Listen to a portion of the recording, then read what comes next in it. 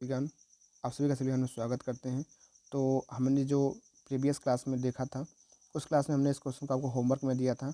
Homework में क्या है कि ये क्वेश्चन क्या है, वाइड रेशियो और आपको पोर्सिटी के बीच में एक संबंध बताना था। तो ई इक्वल टू क्या होता है, एन अपान की 1 - एन आपका होता है, ठीक है। या फिर अगर हम कहें एन इक्वल टू क्या होता है, ई अपान के 1 + के ई होता है, ये आपका फॉर्मूला होता है, ठीक है। तो यहाँ पे अगर आप ई इक्वल टू देखोगे तो हो जाएगा e equal to n into 1 + के ई। तो ऑप्शन नंबर बी में आपको हो जाएगा। मतलब कुछ करना नहीं था, ये आपका दो संबंध होता है, बस इन दोनों फार्मूलों को आपको याद रखना है, ठीक है। एक फार्मूला आपका क्या होता है, एक तो आपको यही देखने को मिलता है ई इक्वल टू एन अपान के 1 - एन, फिर एक होता है एन इक्वल टू ई अपान के 1 + के ई। तो इन दोनों को याद रखना, दोनों से आपका काम हो जाएगा। अगला क्वेश्चन था, बढ़ते हैं। अगला क्वेश्चन मैंने आपको कम्युनिटी में भी दिया था, बहुत से लोग इसको गलत किए थे। जो ग्रेबल और आपकी सैंड होती है, कौन सी कैटेगरी में बिलोंग करती है। इस क्वेश्चन को काफ़ी लोगों ने गलत किया था, एक्सपेंसिव सॉइल इन्होंने नाम दिया था, पर नहीं। देखो सैंड, पहली बात तो क्या सैंड एक्सपेंस करती है, तो कोहेसिव तो काट दो ऐसे ही, मैराइन तो होगी नहीं, एक्सपेंसिव नहीं बचा, क्या एलोबियल ही होगा। एलोबियल मतलब क्या होते हैं कि जो रनिंग वाटर से आपकी सॉइल डिपॉजिट होती हैं, उनको हम लोग कहते हैं एलोबियल सॉइल। और जो आपकी मैराइन डिपॉजिट होती है, वो आपकी जो कोस्ट होती हैं, कोस्ट के आसपास जो आपकी जमती हैं, उनको हम लोग कहते हैं। जैसे कि मान लो अगर समुद्र के किनारे जो जमती हैं, उनको हम लोग मैराइन सॉइल के नाम से जानते हैं। पर ग्रेवल वगैरह जो होते हैं, एलोबियल सॉइल के नाम से आती है, रनिंग वाटर के द्वारा इनका निर्माण होता है। When the plastic limit of soil is greater than the liquid limit, then plastic index is reported as। यहाँ पे पूछा गया है कि प्लास्टिक इंडेक्स आपको पता होता है, आईपी इक्वल टू क्या होता है, ये भी हमने आपको होमवर्क में दिया था। वो आपका होता है डब्ल्यू एल माइनस के डब्ल्यू पी होता है। पर यहाँ पूछा गया है प्लास्टिक लिमिट ऑफ सॉइल, मतलब डब्ल्यू पी आपका ज़्यादा हो जाए किससे, डब्ल्यू एल से। तो उस केस में हम लोग क्या कहते हैं कि आपकी जो आई पी का मान हो जाएगा, उसको हम लोग क्या रिपोर्ट करेंगे, उसको हम लोग जीरो कहेंगे, मतलब कि नॉन प्लास्टिक सॉइल उससे कहेंगे। ये अगर पूछा गया कि कौन सी रिपोर्ट करेगी, तो उसको हम लोग जीरो कहेंगे, ना कि 1 निगेटिव नहीं। तो नॉन प्लास्टिक सॉइल तो कहेंगे ही कहेंगे कि वो नॉन प्लास्टिक सॉइल है, पर उसको रिपोर्ट क्या करेगी, जीरो को रिपोर्ट करेगी। निगेटिव मत करना कभी। आप लोग सोचते हो कि न्यूमेरिकल के तरीके से कि आई पी इक्वल टू आपका होता है डब्ल्यू एल माइनस के डब्ल्यू पी। यहाँ डब्ल्यू पी अगर अधिक जा रहा है, तो ये वैल्यू अगर अधिक होगी, डब्ल्यू निगेटिव में जाएगा, तो आई पी इक्वल हम निगेटिव करते नहीं, निगेटिव नहीं, उसको निगेटिव साइन तो आता है, पर उसको नेगलेक्ट करके हम लोग क्या मानेंगे, उसको जीरो मानते हैं, ठीक है। इस बात को ध्यान रखना, जब भी आप क्वेश्चन करेंगे तो इस क्वेश्चन को आप लोग नॉन प्लास्टिक करिएगा या फिर जीरो करिएगा, कि ये रिपोर्ट करते हैं जीरो के तरीके से।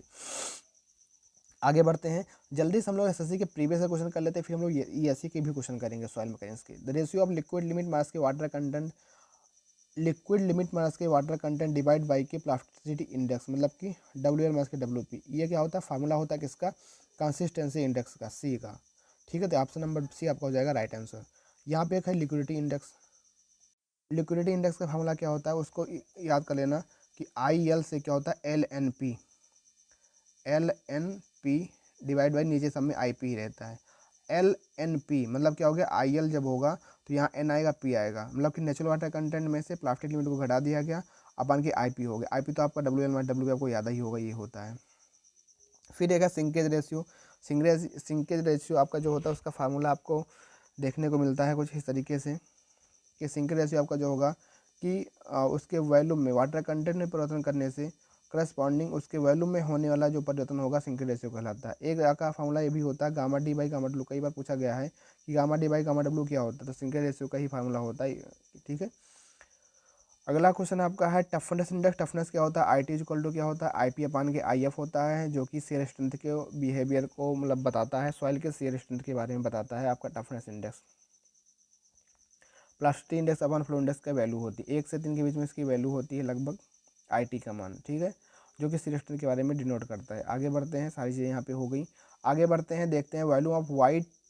देखो value of void to total value of soil, ये क्या होता है, ये आपका क्या है, ये आपका पोरोसिटी है, वाइड रेशियो है, एयर रेशियो है, एयर कंटेंट है, क्या है, तो ये आपका पोरोसिटी है। वाइड रेशियो में क्या होता है, वैल्यू ऑफ वाइड अपान के वैल्यू ऑफ सॉलिड होता है। एयर रेशियो कुछ नहीं होता, एयर कंटेंट में आपका होता है, जब वैल्यू ऑफ एयर को वैल्यू ऑफ वाइड के एस्पेक्ट में डिफाइन किया जाता है तो आपको एयर कंटेंट कहते हैं। वैल्यू ऑफ एयर को वैल्यू ऑफ वाइड के एस्पेक्ट डिफाइन करते हैं तो उसको एयर कंटेंट कहते हैं। एक होता है परसेंटेज एयर वाइड, ध्यान रखना उसको भी, परसेंटेज एयर वाइड क्या होता है, वैल्यू ऑफ एयर को टोटल वैल्यूम के एस्पेक्ट में डिफाइन करते हैं तो आपको क्या होता है, वो परसेंटेज एयर वाइड होता है। अच्छा, इनके संबंध होता है कि एयर कंटेंट प्लस के सेचुरेशन के आपका होगा ए के बराबर होगा, और परसेंटेज एयर वाइड जो आपका होगा वो एयर कंटेंट इंटू पोरोसिटी के बराबर होगा।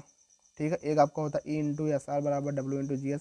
इनसे कई बार क्वेश्चन पूछे जा चुके हैं एग्जाम में, जो कि सिंपल तरीके लग जाते हैं, पर हमको ना पता होने की वजह से क्वेश्चन हमारे एग्जाम में होते नहीं है। तो इन तीनों को याद रखना, यहाँ से क्वेश्चन बनते ही बनते हैं एग्जाम में। आगे बढ़ते हैं। हुई ज़्यादा following statement is true. In a dry soil all the voids are filled with air, बिल्कुल सही बात है। In a saturated soil all the voids are filled with water, बिल्कुल सही बात है।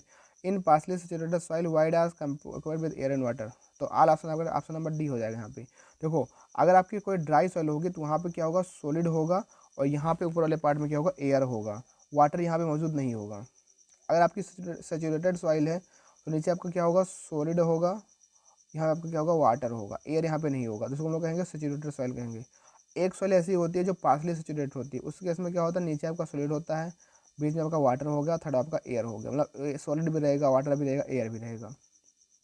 तो वही तीनों बातों को स्टेटमेंट में कह दिया गया है कि अगर आपके पास ड्राई सॉइल है तो उसमें पर आप जो वाइड्स होगा, वाइड मतलब क्या होता है, खाली स्थान, जो उसका खाली स्थान होगा क्या हवा से भरा रहेगा, तो बिल्कुल सही बात है। ड्राई सॉइल के अंदर आपका पानी नहीं होगा, तो जो वहाँ पे खाली स्थान होगा उस खाली स्थान में क्या हवा भरी होगी।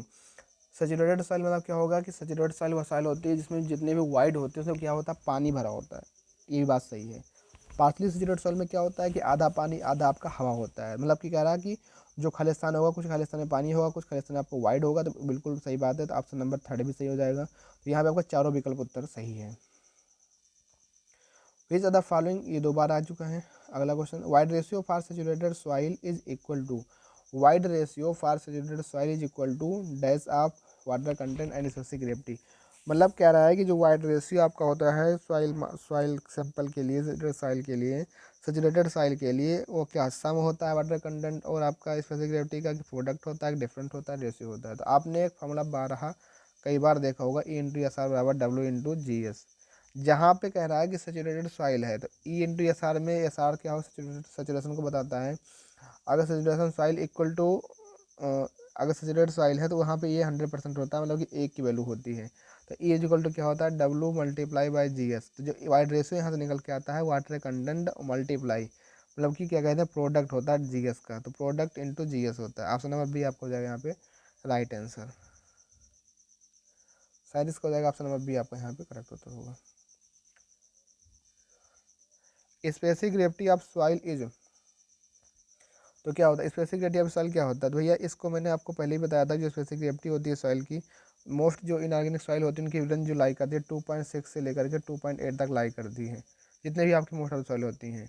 ठीक है, अगर बात करें आपके जो जैसे कि सेंट पार्टिकल में आपका हो जाता है, सेंट पार्टिकल में आपकी जो सॉइल निकल के आती है उसमें भी आपका 2.65 से लेकर के 2.67 के आसपास, 2.68 के 2.70 के आसपास ही रहती है।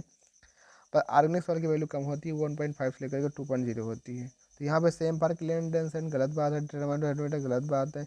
Less than 2 for most of the soil, more than 2.5 for most of the soil, क्योंकि बहुत से सॉइलों का जो स्पेसिफिक ग्रेविटी होता है वो 2 से अधिक होता ही होता है, मतलब 2.5 से भी अधिक होता है। तो जाएगा इसका option number D is the right answer. अगला क्वेश्चन की तरफ बढ़ते हैं। Density index for a natural soil is use to, अभी इससे पहले की क्लास हमने किया था। डेंसिटी इंडेक्स आपको क्या बताता है, डेंसिटी इंडेक्स आपको क्या रिस्पेक्ट से करता है, तो रिलेटिव कॉम्पैक्टनेस को डिनोट करता है। शेयर स्ट्रेंथ आपके लिए को नहीं करता, स्पेसिफिक ड्यूटी भी नहीं करता। फार्मूला क्या होता है, I E max, I D is equal to E max in divide by E max E minimum. Most of the stone possess the specific gravity in the range है, जो most of the soil होते हैं किसके बीच range करती है, 2.4 से 2.8 के बीच में रेंज करती हैं। ठीक है, तो आज की क्लास में बस इतना ही क्वेश्चन करते हैं। तो भैया अब आपकी जो है लगभग 40 क्वेश्चन हो चुके हैं सॉइल मैकेनिक्स के। नेक्स्ट क्लास में हम लोग आगे क्वेश्चन करेंगे, सारे के सारे प्रीवियस ईयर क्वेश्चन कर रहे हैं। आप लोगों को कुछ इसमें सुझाव देना हो तो क्लास में कमेंट के नीचे जरूर ऑफलाइन कमेंट करें। और अभी तो हम लोग प्री के लिए पढ़ ही रहे हैं, प्री के लिए तो साथ हम लोग मेंस की भी कुछ वीडियो, अब मेंस को कुछ समझे तरीके समझेंगे। आज क्लास में बस इतना ही, टाइम तक लिए थैंक यू, जय हिंद जय भारत।